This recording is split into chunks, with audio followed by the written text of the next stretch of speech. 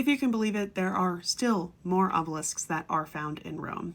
So let's talk about the Montecitorio Obelisk in Rome.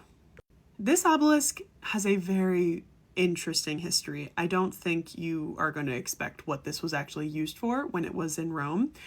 This one is also known as Solaire, which is going to be your first clue. This is a real ancient Egyptian red granite obelisk. It is 21.79 or 71 feet tall, and it was originally made during the reign of Psamtik II in the 26th dynasty. That's around 595 to 589 BCE. It's meaning it's one of the later ones that was ever created. This was transported from the Aswan quarries to Heliopolis and erected at the sanctuary of Ra.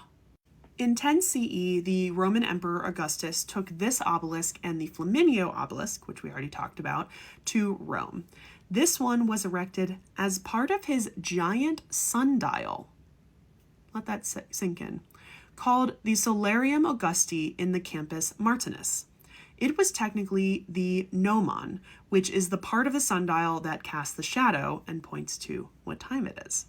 This was a functional solar clock and would actually also cast its shadow on the Areopagus, or the peace altar, which is a big altar that you can go visit in Rome, on the 23rd of September, which was Augustus's birthday.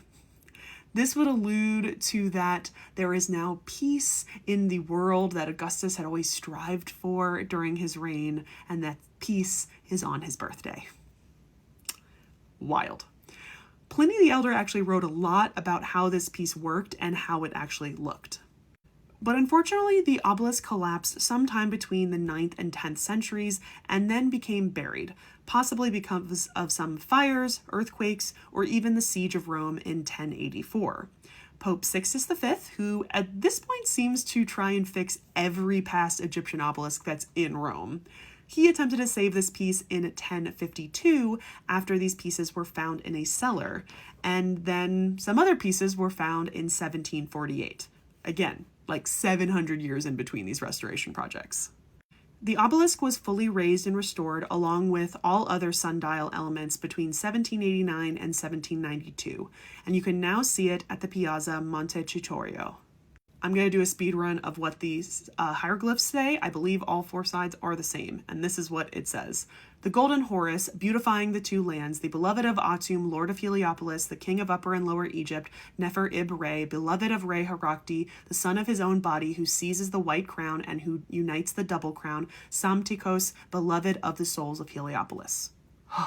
And then all the way at the top on the Pyramidion, it says, King of Upper and Lower Egypt, good heart of Re, son of Re, Psamtek II, life forever and ever, and give him all life and all health forever, Re-Harakti, great God, Lord of the sky, I gave thee all life and dominion, all health and all joy forever.